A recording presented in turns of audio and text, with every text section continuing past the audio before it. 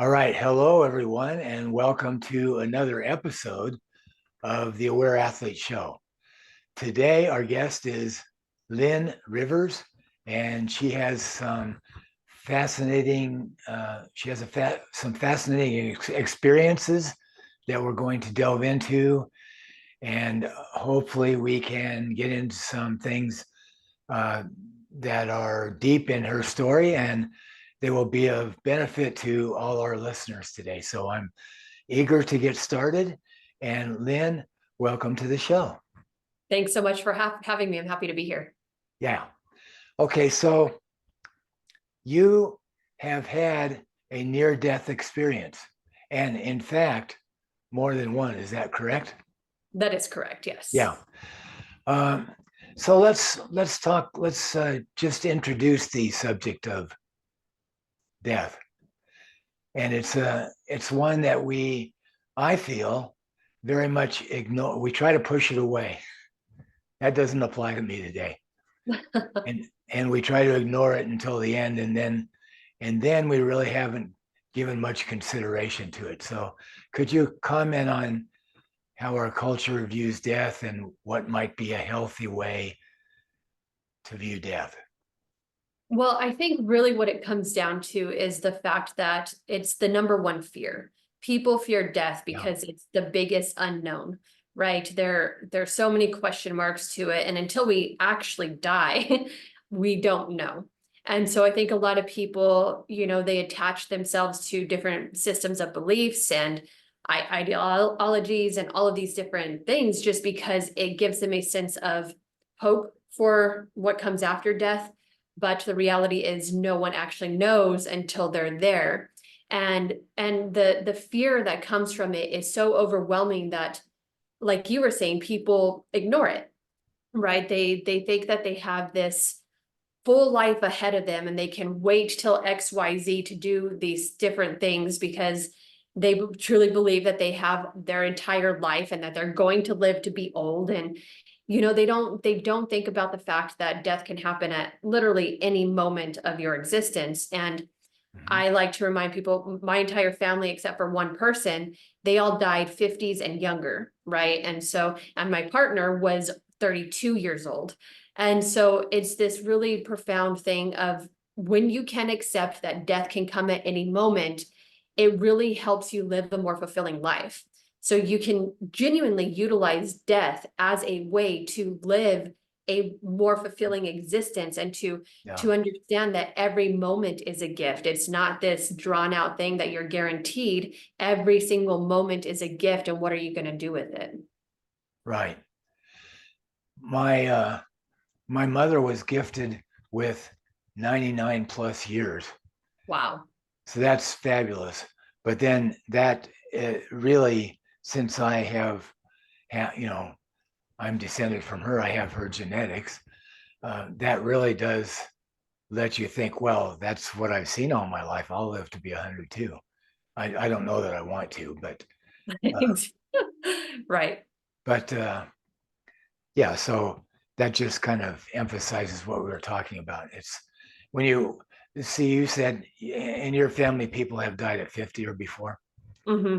but I have this other example. And Exactly. yeah, but So go ahead.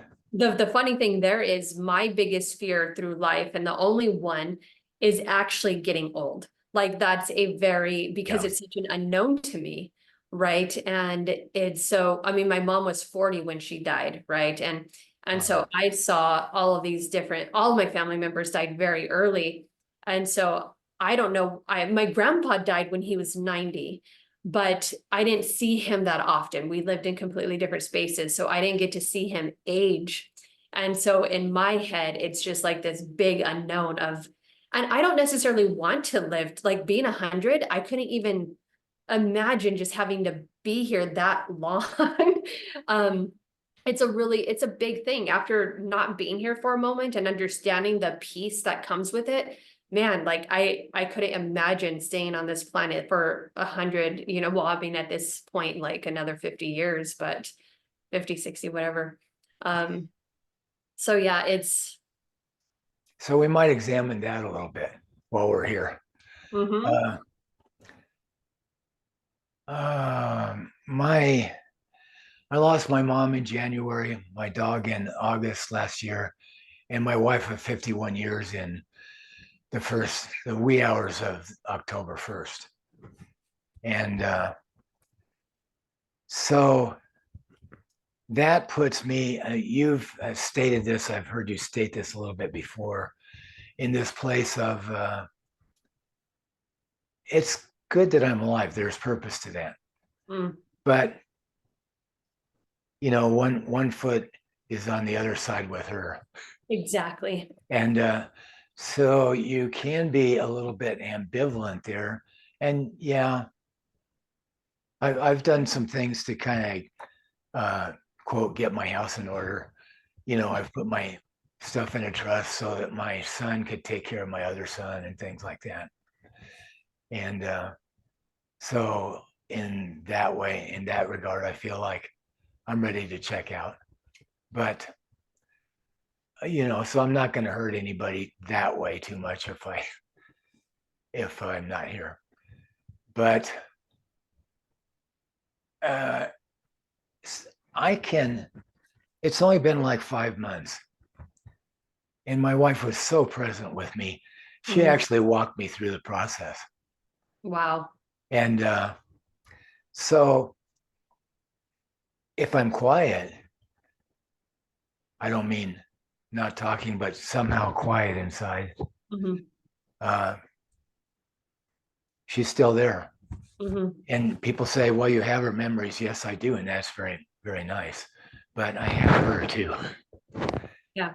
and I really feel like I'm in touch with her. So, but when I am, I could I want you to talk, but I'm just giving you some background on what I went through this year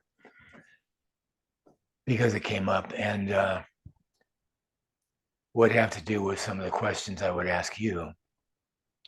But one of the things that my wife said to me after she was not here anymore, Hmm.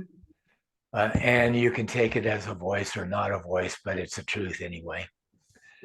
Uh, I was at the breakfast table one morning shortly after she passed, and I said, "How is it for you, Leanne, where you are now?" Because she suffered a lot the last year.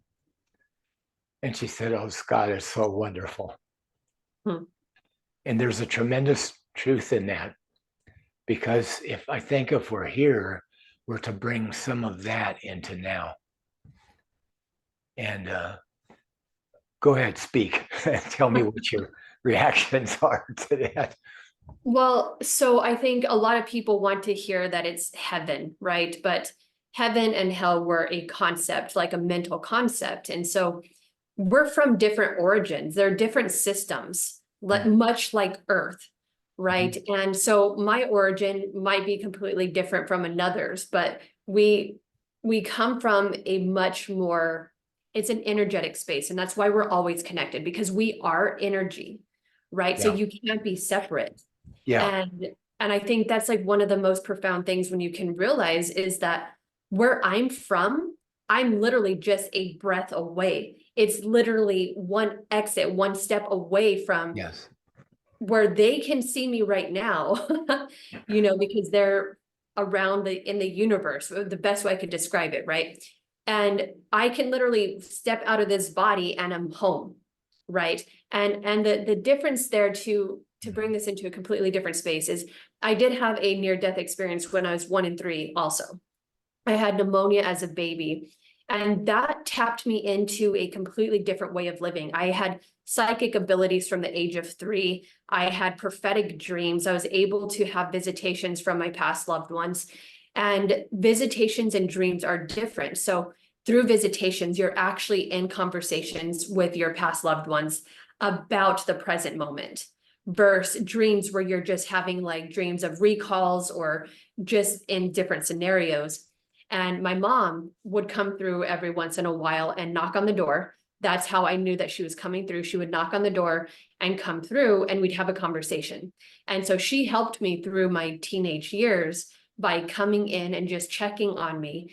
And I never batted an eye at it, right? Because when she died, this is going to baffle people, but when we talk about spaceships and everything of that nature, they're not these UFOs, they're not unidentified, they're actually other beings that are connected to us in a much bigger sense. And when my mom died and I was 15 and I was riding home with my grandpa in the car, I had my head out the window, and lo and behold, there comes a spacecraft right in front of me, eyesight level.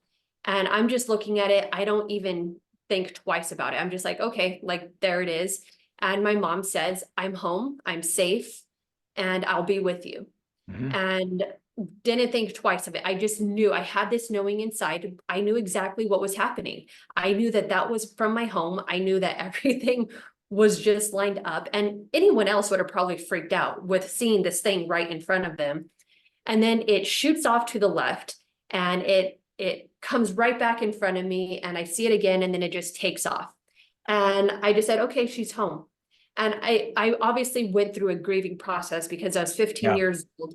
But in that moment, I knew that everything was okay. Mhm. And when I had my own near-death experiences, I ended up back in that same ship, that same craft. And they were doing a healing on me, and I could see Earth from the distance. And the first time, Earth did not look good. It was brown, it was dingy, it looked sick. And I looked up at these beings that were part of my, whatever you want to call it. It's like a family. And I said, does that mean that I have to go back? And they said, yes, you have to go back. This is why you're here. And so when I came back in, I started having even more access to them. I started being able to, now they don't visit me often because I was always 1 foot out the door, and they kept telling me, you need to be here. You need to be on Earth. You need to stop trying to escape.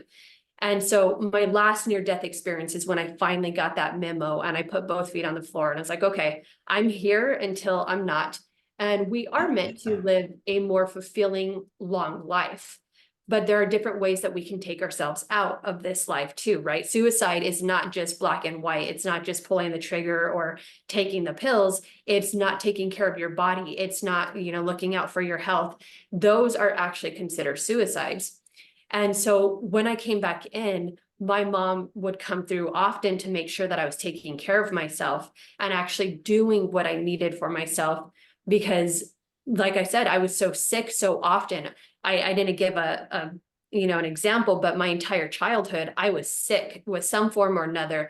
I was suicidally depressed in my teens and 20s, endometriosis, hormonal imbalances left and right, just all these different things, which ended up cascading into 2 near-death experiences. And they guided me. They were my guides to show me, like, take care of yourself. Mhm. And in my near-death experience, to come back to this feeling of beauty, the sense of peace that I had when I finally reached that point where I was ready to let go was the most profound sense of peace that I could explain. Like, you'll never be able to reach that sense of peace while being in a physical body, right? And I think that's what people think. They actually believe that they're going to obtain this enlightenment when they're Yeah. here on Earth. And I'm sorry to break it to you, but you're not. The monks who live in the mountains and who meditate all day, they're still not going to reach that point because they're in a human body. And part of the human experience is the duality, right? It's the dark and the light. It's the good and the bad. Yeah. That's what we're here to experience. But wherever we're from, whatever system we're from, is an energetic lightness. It's so much lighter. We're in a dense place. We're held down on this planet intentionally. Like, the gravity is not, it's actually like a good metaphor for being, weighed down here. And so it really is the biggest sense of peace that I've ever had. And both times when I was entering into that space, I was just so ready to let go. And Yeah. my guides are like, nope, not yet. Like, you can't come back yet. Mhm. Uh, but Uh, yeah, go ahead. well, you just mentioned that term enlightenment, Mm. and I have a little bit. It's, I mean, it's a nice word, but I have a little bit of problem with that because of exactly what you said. and I see it thrown around a little bit, that term, and I see people then expecting that they can reach this enlightened state. And we do catch a glimpse of that, and we do wake up, and we do all of that. But uh, because the term is thrown around so much, people think there's something there that is not completely ours right now. Otherwise, we'd be in a different state from all other human beings. And, Exactly. and that's a dangerous thing to think, I think. Very, very. So Mhm. it's a wonderful term, and we can experience and glimpse it and feel it.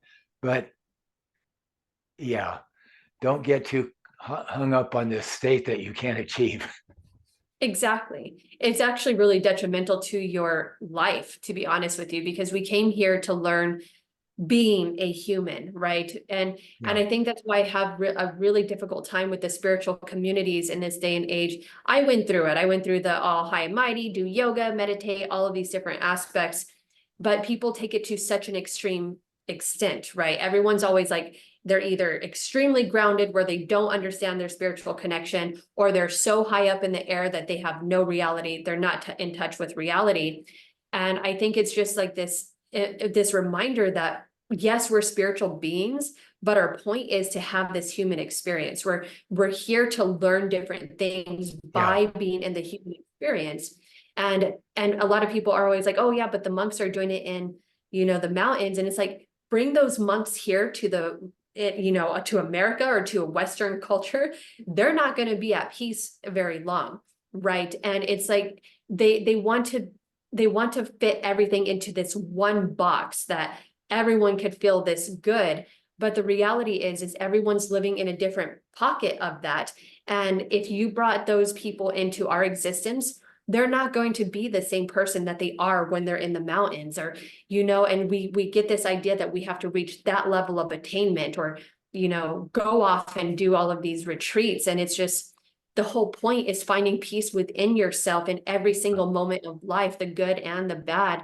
And that is enlightenment, right? That is Yeah. truly alignment. Yeah. I think we're closest to where we need to be when we do exactly what you said. And when we can embrace sadness and joy at the same time. And that's real. Right.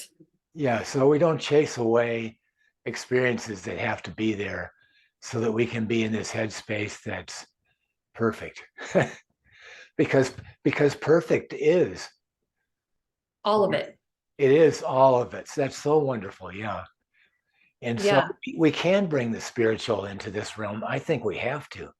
Mm. But that is spiritual. I think that's the whole. The purpose of life is probably to live. It, It's simple, but I think that the whole purpose to life is to embrace all of it. it is. I mean, it's our journey here on this planet. And that's why each of us has such a different journey. And Yeah. that's why it's like the biggest thing that people can do to go against their purpose in life is to judge others for their journey, right? Or to think that they can impose their beliefs or views on anyone else's journey. Yeah. And it took me a long time to understand that from a different perspective, because I attracted a partner who died of the same cancer that my mom did, Yeah. right? And in my head, for a very long time, as if I'm a functional health and wellness expert and educator, and for the longest time, I thought, if only I knew then what I know now, I could have saved my mom. Well, in comes a partner to show me, oh no, I'm not in charge of another person's journey. Like they weren't ready to stay here. They didn't want to be on this planet, right? And so I had absolutely zero control over whether they stayed or went. Yeah. And that for me was the big aha moment of, oh my gosh, like we can plant seeds for people, but it's not up to us if they stay, if they go, what they do. And that was the biggest beauty, like the most beautiful moment for me, to just understand that, oh my gosh, all I have to do is worry about my life and what I'm creating for myself and what I want to see for myself in the future. I don't need to worry about all these other people or try to save them, right? Because I attracted a lot of sick people into my life, and I wanted to be their savior, as give them the way to move forward in a healthier way. And the reality was it wasn't up to me. That was not my journey. They came, they signed up for a very specific reason.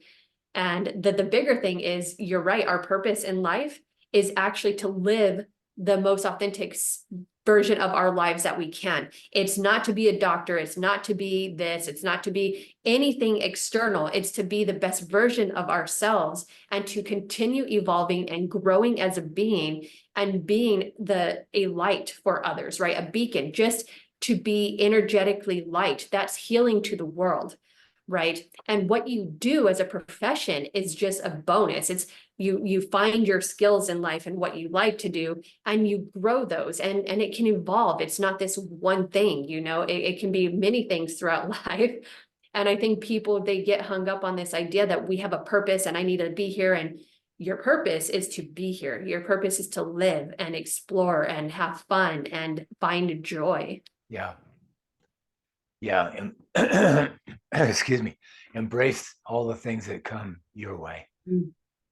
So not everybody has the attitude toward death that you do. And I know, see, I'm going to be 74 in April. So, and of course, we're all born as infants. We don't know anything really. We We're can't even, embraced completely. Yeah. yeah, we can't even focus our eyes yet. So there is a whole growth process. And I think I've been through a lot of stages of it. And it's very normal to grow up and be tutored by the culture and by the world and by our limited eyesight. And so in that first place there, death is not attractive. And maybe it is for somebody. I mean, it's not a chronological age type of thing necessarily. You had an experience at 3. Mm-hmm. But I find that there's a place. See, I was married for 51 years, but we were married young. I knew my wife when she was about 18, all through her 19th year, and she was barely 20 when we got married. And as she said later on, towards the end of her life, she said, her goal in life was to be a wife. That's what she really aspired to, and she did it all her life. And I did it all my life all my adult life, until I'm not. Mm-hmm. But so everything we learned, everything that could be learned, all the experiences in life, we did all of that together. So when I look back, I'm not going to say that our relationship was perfect, because you go through struggles and it's complicated being married and so on. But Mm-hmm. it was always a marriage, and it evolved, and it's so wonderful. And so there was a time when I would have thought I'd be destroyed if she were gone. But we had a year of preparation, and that was very special. And we very much embraced death the whole year.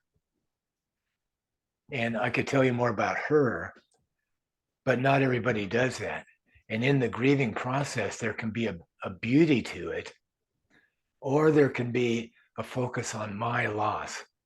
And when you go there, it can be extremely painful. Mm-hmm. When you go to the beauty of that grief process, how it honors someone else, or how they are in a good place now, you're still in touch with that, and you know what they want for you, and you appreciate the gift of life that's been given. That's a completely different place. And yeah, I don't like to go to that worst place even for a moment. It's scary. It's so painful. And I don't. I mean, I think there's point to grieving. I think there's a point to sit in that dark space and Yes. to live it out. Yes, you can enjoy it even the dark space.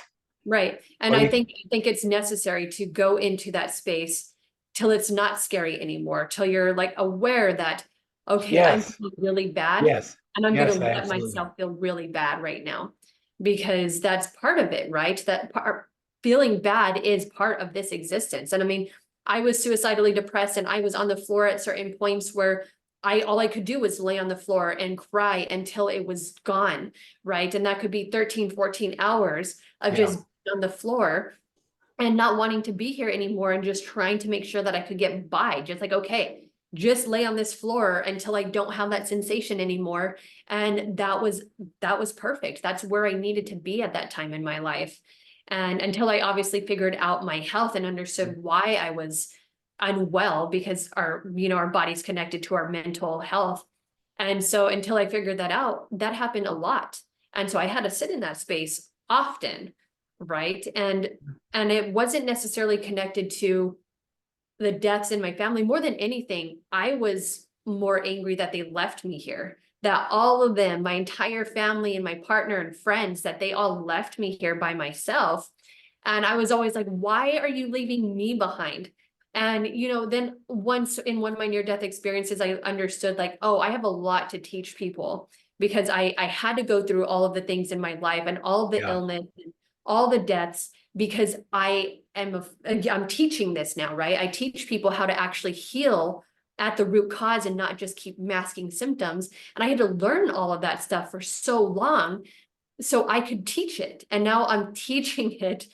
And it's like this really profound thing for me to have been able to sit in that space and I can laugh at the things now, right? I laugh at the fact that, my God, my entire family died and I attracted a partner who died of the same thing. And it's kind of comical because I'm like, what did I sign up for before I came here?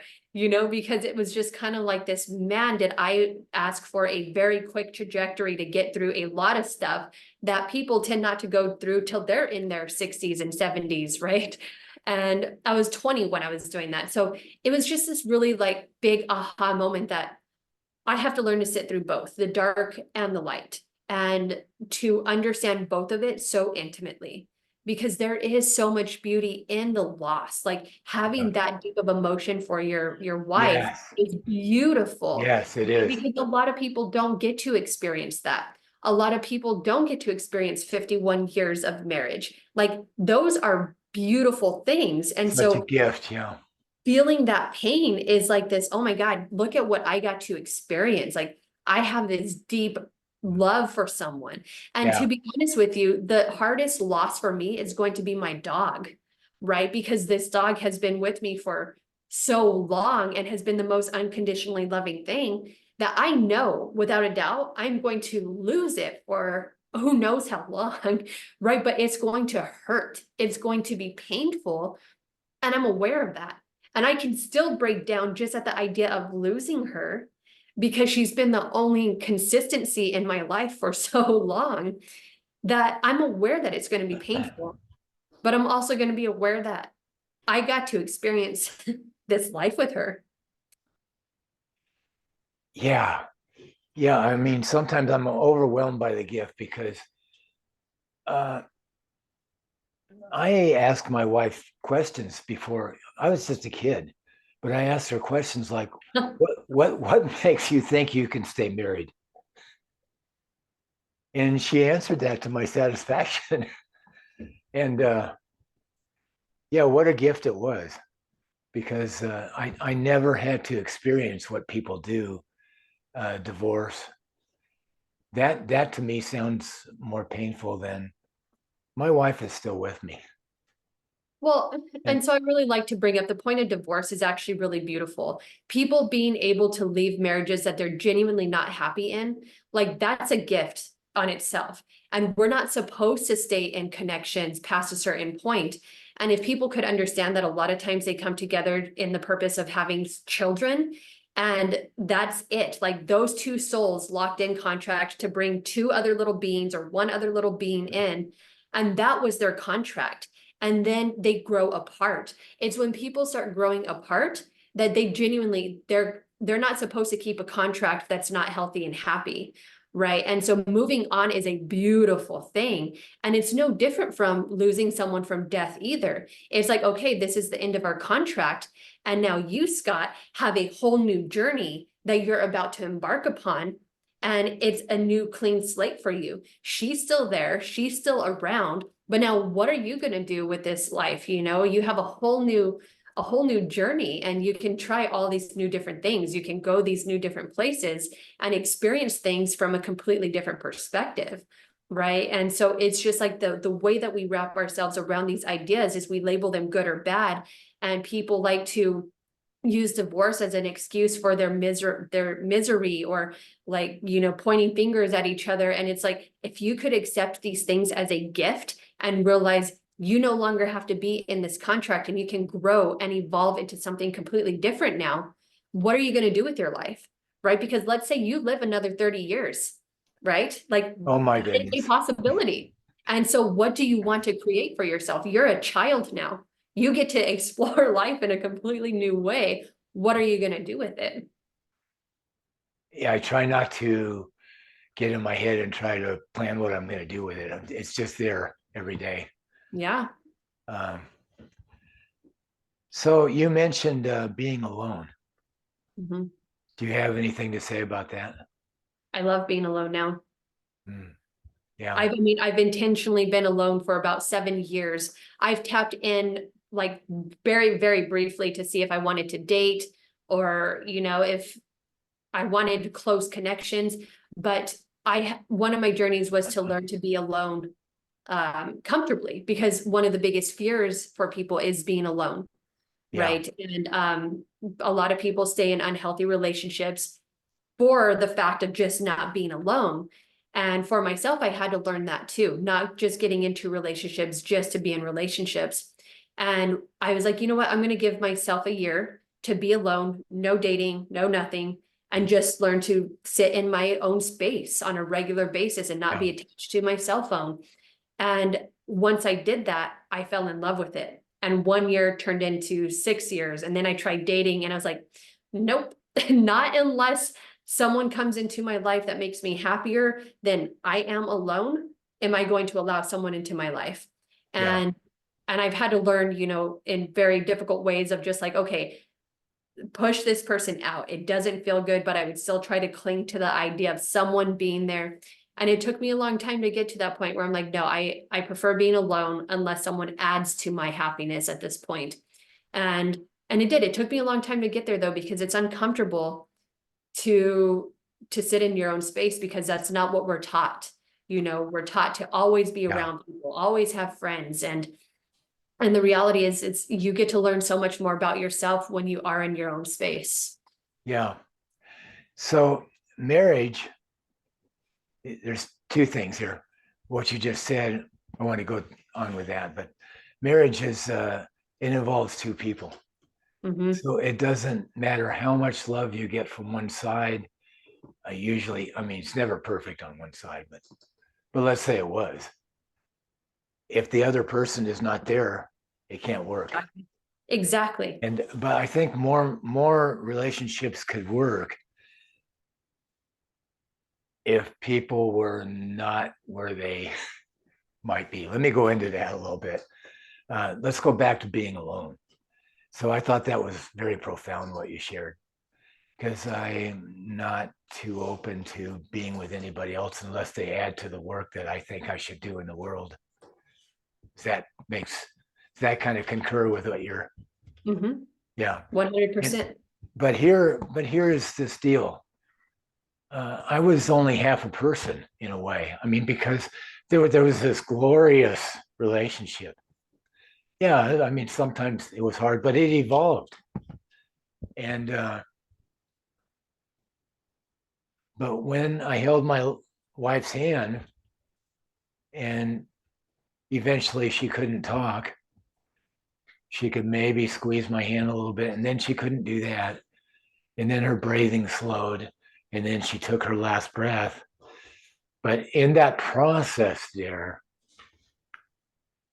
um, normally what you would do in a situation like that is you get on the phone, call the medical personnel. that's not what she wanted, and I knew that. Mhm. And so I felt like I was never so alone.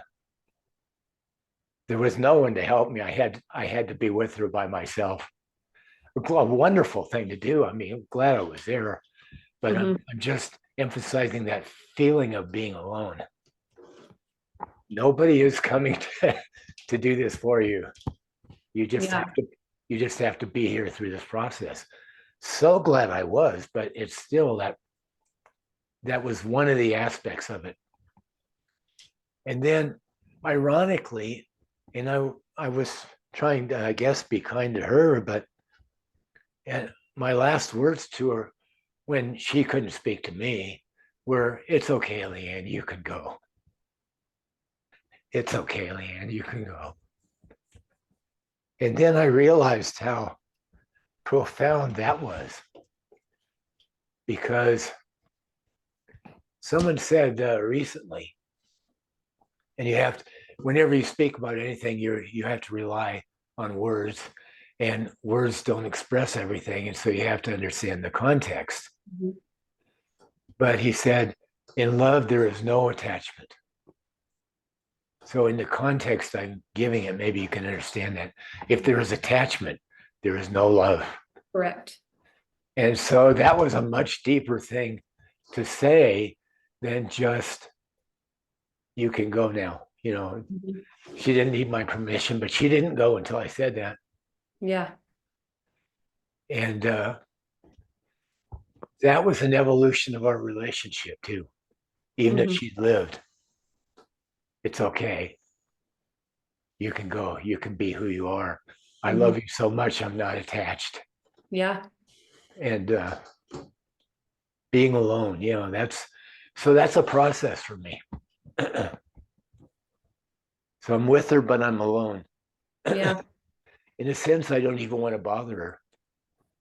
And yet, that's not true either. No, they don't, they're not, again, they're not attached to anything, right? It's not this, they're not attached to the pain of this world. They're not attached to helping you or not helping you. You Yeah. can call upon it and, if she'll be there, right? But there is this, what I've seen too, is there are certain souls who we have contracts with who can tap in time to time. Like my mom, she is part of my soul origin, if you will, like we were talking about the same home planet. And she's a guide of mine where she does still tap in every once in a while. Other people in my family, they don't tap in because we're not part of the same soul group, Yeah. right? We walked through this life for a certain time, but that was it. Yeah. And so I don't hear from them regular. I don't hear from them at all, right? So there's this point where there are certain beings who can tap in more regularly, but others who, when they die, they only have a window to make contact. It's like, and what's interesting is it actually correlates really well with the Tibetan Book of the Dead, where they talk about there's a 6-month window for them to come back through and visit. And that is what I have seen too. Like it's always been the 6-month window. In fact, my partner only had a 6-month window. And she came and talked to me.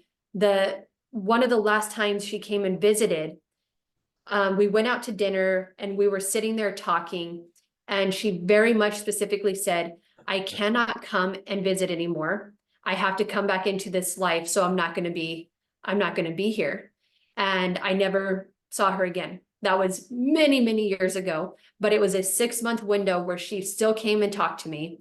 And then she had to come back into this life. So energy ceased. I no longer had access to her energy. Now, does that energy still exist? Yes. Is it in this world again? Yes, but as a completely different being, right? So I don't have access to that same energy source. But that doesn't mean that that energy is any different. Now her energy might be in the body of a little boy, but still has that same emanating energy, and I just can't contact her because we're no longer part of that same string that we were part of before. Yeah. Right. And so the 6-month window is actually really oddly true, and from what I've experienced, that they're given a certain window where they can come through. However, if your wife and you, if she does not have to come back through again, which I have a feeling that she does not, and so she's going to act as a guide. So I have a feeling that you're going to be able to tap into her energy on a more regular basis while you're healing through the process, and utilize it. Allow yourself to do it, and don't feel like it's going to be a hindrance to her. It's not. She's there for you. Thank you. Yeah, that's the way I feel. I'm not getting these messages. Well, okay. I was gonna say I'm not getting the clearer speaking as much, but I can always say, "Are you still there with me?" And immediately a smile comes to. I mean, it's just a presence. But I Mhm. take that back because but I haven't passed the 6 months. But I don't. We were so joined. I don't think that's 30 years after I lost my father. There'll still be moments, but I'm much closer to her than I was even to my father. Right. And so the other day it's very common, to think about anybody that you were close to, and without consciously doing it on purpose, the thought often comes, "Oh, I wish Leanne was here." And I had that thought the other day, and she said, "I am here." Mm, I said, "I know." yeah. Yeah, it's so strong. And yeah, I really do think occasionally, you can't tell when you'll be emotional. Hmm. Everything's fine. And then something comes up and you're surprised. But Yeah. even when I need a little comfort, some people might, well, my son says he doesn't want to spend a night in this house. He lives 60 miles from here because it reminds him of his mother. Hmm.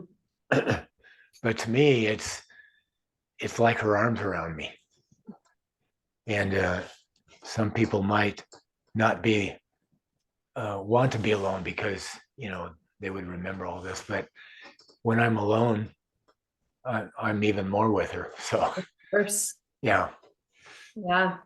So I didn't know exactly how this conversation will would go, but I'm really enjoying what you have to say. I hope it will speak to a lot of people. Uh, a lot. I'm not the only one, and you're not the only one who's gone through grieving. Hmm. Right. Yeah. So let's look at another aspect of death, if you don't mind. Hmm. So when I die, I'll still no longer be married to my wife. Correct. It won't be a marriage, but our relationship was more than physical anyway. Um, Sometimes I would just sit beside her. She lived every day until the last one. She would always get up and do something that was life. Hmm. And but she was getting where she had to spend more time in bed. And sometimes I would just go in there, know that it's not going to be forever, and I would just hold her hand and just be there. And so when you die, it's your body that dies. Correct. It's just a vessel. And I'm actually really happy you brought this up, because the best way that I could explain life and death is Avatar, the movie Avatar. Mhm. They got it so damn close. It's not even funny, because it's literally a vessel that they're utilizing. And if you remember, I don't know if you saw the movie, I did but see the movie, but I don't remember the details for some. I mean, I so remember they, some of the themes. Mhm. Excuse me. So they go into this system where they lock in, and all of a sudden their spirit is in this other being on a different planet. Yeah, Like I cannot tell you, like I have chills because it was just so shocking to see the similarities. And I'm thinking, James Cameron, what happened to you? Did you have a near-death experience that you didn't just because it was so profound. And our bodies, it's just a vessel. It is literally carrying us through this life. Now, I'm not going to demean it, that just a vessel, we have to take care of it, right? It's our gift to explore this world. And that's one of the biggest things that I was shown, which is one of the reasons why I do what I do. But it's this profoundness of, we just simply exit the vessel when we're done with it. We just discard it. And if you remember the moments in the movie where he would get unplugged from the system and the body would just go limp, and everyone thought he was dead, like the other beings on that planet thought he had died because he wasn't moving. And the reality is that's what's happened. Like, our spirits literally just leave these bodies behind. Yeah, a good example. And it was just like really, I mean, the whole Earth thing though, coming to a different planet and destroying the planet, like that's literally what was happening. And that's why certain beings come in and they have to help really fix it up, because that's literally what we did. We put these beings here and they started destroying the planet. And now we have to find that balance. And so when I say that it was like to the T what was happening, it's so close.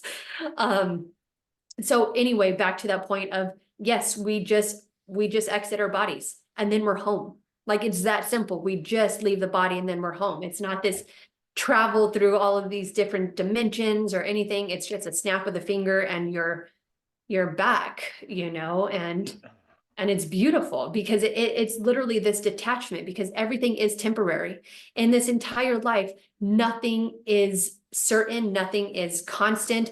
Everything is temporary, including us utilizing this body. And it's just like, it's profound to live in that space of knowing that nothing in life is going to stay and we're just borrowing. Right. Yeah, so there's a couple things there. Your body is a temple, and yet you have to think beyond. So your body has a brain. Mhm. And when you die, the brain dies too. Mhm. Now, so we get into something controversial here between the difference between the mind and the brain, but I think you have to, uh, in the experience of being with my wife, and I've seen it with other people, there's a part where the body gives up, and that's not too beautiful.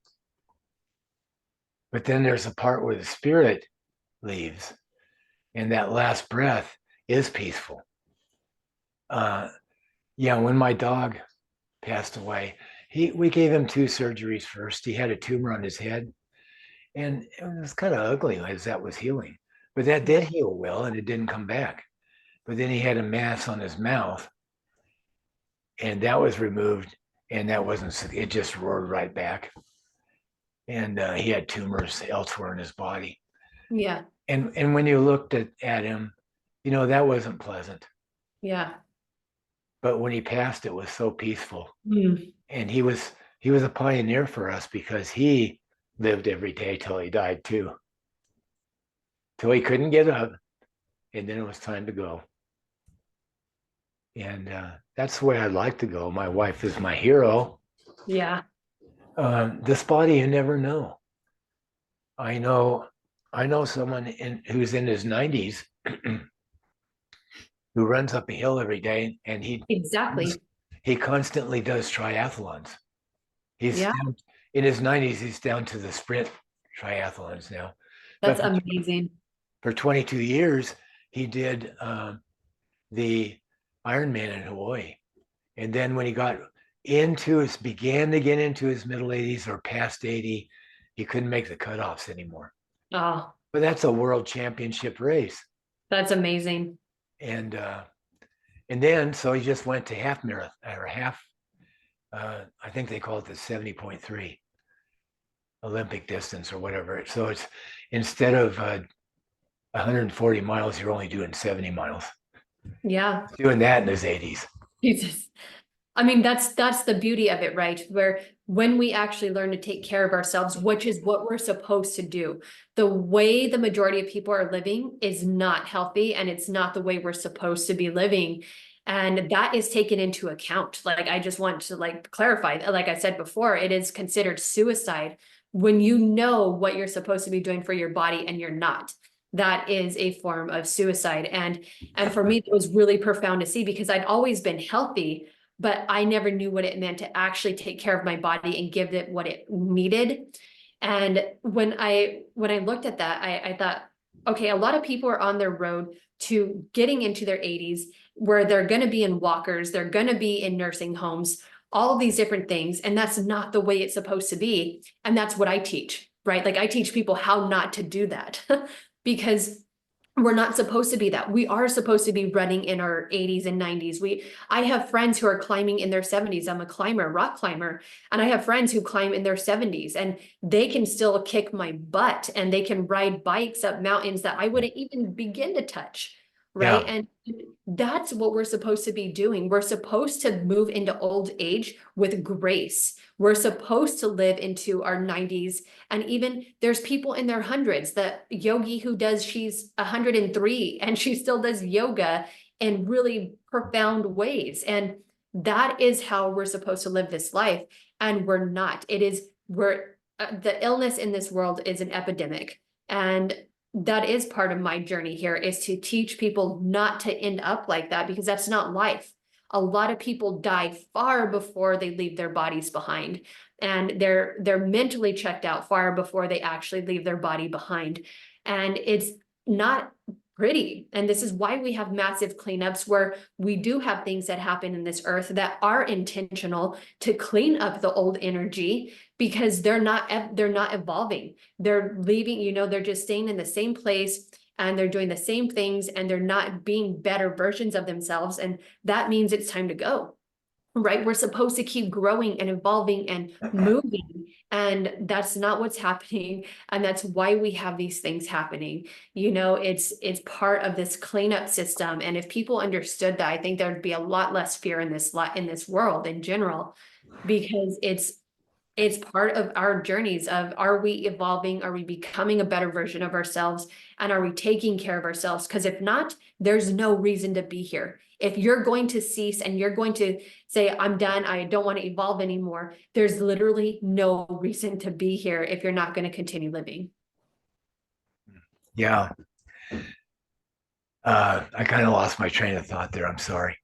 But not taking care of your physical body is kind of like it's just another form of really not listening, not listening to life. Yeah, it's it's sad. It's really sad. Yeah. Yeah. Have you heard of the Feldenkrais method? The what? Feldenkrais method. No. Okay, but you have heard of somatic practices. Yes. Yes. Well, that is a form of somatic education. He was a real neuroplasticity and somatic education pioneer. He died in 1984 at 80. So he's born in 1904. I'm a Feldenkrais practitioner. And on the surface of it, so somatic education means learning education with your body, the soma, the living body. Mhm. So that was his mode of teaching. So primarily, it might look like a way to improve all sorts of function, walking up and down stairs, getting out of a chair, keeping your spine healthy, all kinds of things like that, with that kind of an emphasis. But to him, that was only the icing on the cake, because to him, his method addressed the whole person, and addressing the physical person, physical movement was the quickest way to also get to the mental and emotional parts. And he didn't talk about it too much, but I would say the spiritual parts of the person also. So that kind of goes along with what you're saying there. Well, that's what functional medicine is. It's mind, body, spirit. It's understanding what you need to do on all levels in order to obtain great health, right? And I work with people who have chronic health conditions and have had for decades, and cancers, and, really deep illness. And so it's about like teaching people what you actually need as a whole, and we're not doing that. A lot of people pick and choose and they go into the Western medical system, actually think they're going to get better when instead the symptoms are being masked and they're just given pills to, do to mask all of this stuff. And that's not healing. And I think people really need to wake up to that reality that that is not a healing method. That is really actually going to keep you sicker, and you're going to continue getting sicker if you keep doing that. And you Right. need to learn about yourself, your entire being, in order to move forward in that way. That's another way in which I like the Feldenkrais method is it doesn't try to fix people. Hmm. It he said, my aim is to remove all external authority from your internal life and and give you the tools to discover, to make self-discoveries. Yes. And Well, you're your own healing modality, right? I can give people all the tools left and right that they could easily use and get healthy, but they're the ones who have to take it on. They're the ones who have to take the steps and actually move forward. So no one's in charge of helping another person ever. All you can do is give them the tools and allow them to take the steps forward. Like the old saying goes, you can lead a horse to water, but you can't make it drink. That is one of the most true statements. You're not in charge of another person's healing journey. that's right. So I want to say a couple things in regard to Western medicine. I broke my wrist last winter falling on ice, and Oof. they did put that back together rather nicely. Mhm. So now it's up to me to get my function back, which is coming along quite well. But Yeah, yeah, something like that. So there, if you need a surgery, go see a surgeon. exactly. Experts If at it's that. an acute condition, that's where the Western medical system that's where they're in place for. Right. Anything chronic, that is not what they're set up for. They are not educated in chronic conditions. Exactly. So we know when the body dies, our spirits don't have a physical body anymore that I know of. And We'll find out. if they have a body, I would imagine it's a spiritual body. Not all. There's still physical beings in this. That's why we can be in contact with other planets. They're still physical beings. They're just a different level of physicality. Yeah. We're a small speck Yeah. in a huge universe. You have no idea the things that are out there. I know that my wife could no longer use the body that she left. Correct. It's not the same body. No. No, it will go back to the earth, which was her wish. She was actually planted to nourish an aspen tree. That's that's what I want to do. That's amazing. Yeah. Well, I'm not plugging anybody, but there is a system called the living urn. Uh, Love it. yeah, it's completely biodegradable and keeps the ashes from getting to the tree right away because Amazing. there are too many salts and so on to go immediately Yeah. into the tree. Uh, so your brain is physical matter, it dies too. Hmm. And along with your brain, your Okay. thoughts, are you okay? I just need to make sure. I'm gonna have to hop off soon. It's already been an hour. So yeah. Okay, let's wrap it up. No, I want to hear. Let's finish this topic really quick. Along with they say that everybody's heard that and knows that we think thousands of thoughts every day, and most of them are negative. All that ceases when you die. The brain is dead, it stops, and the spirit is alive. That physical brain is cremated or whatever happens to it with the rest of Hmm. the remains. So let me, I won't go too far here. Let me just give you a chance to comment very quickly on. So we know the physical body stops and the heart rate stops and the breath stops eventually. It has to, the body's gone. And the thinking, all that obsessive thinking stops. So how can I'll just ask it quickly and I won't go too far. How can we bring dying into living? Not, yeah, just I'll just leave it at that. Well, simple, exactly what I started with. If you can embrace the fact that you're going to die and you don't know when, that alone should give you the joy of living life to its fullest and doing the things that you want to do now, right? Because you're not guaranteed to be able to do this next year. You're not guaranteed to do this, in 5 years. It's no, if there's something that you really want to do, and if it's true to your heart and you really want to do it now, right? And find the ways, like, don't make excuses. There's always a way to do something that you want to do, and it will come to you. If it's something that is true to what you want to experience, there's always a way to do it. And I think a lot of people put things off, and that includes, like, going back to the thing of divorce, like so many people waiting to divorce until their kids are out of school. And I like to point out that your kids are going to be so much happier if you're happier. And to remember that you don't have to put things off. You don't have to put off your happiness, to 5 years down the road. Like, do the things that you know you need to do for yourself now. And when you remember that, what if 5 years is all you have left, right? And you're going to put off what you want till 5 years. It's like, okay, well, then I'm going to have like a week of this happiness that I could have had this extended 5 years up until that point. And the reality is, I'd like to point out that I grew up with the fear of love and happiness, because the way that my brain took on the word love as a child, I didn't know what the word love meant, but I knew how my parents were saying it. And it came out in fear because I was tied down in incubators and they didn't know if I was going to die. And so I went through the world very terrified of the word love. And I saw most of my family die when they were happy, like after they had reached some like really profound moment in their life, like a new job or a new family or whatever. They were happy and then they died. So I equated love and happiness equals death. And so I had to learn to navigate that, obviously.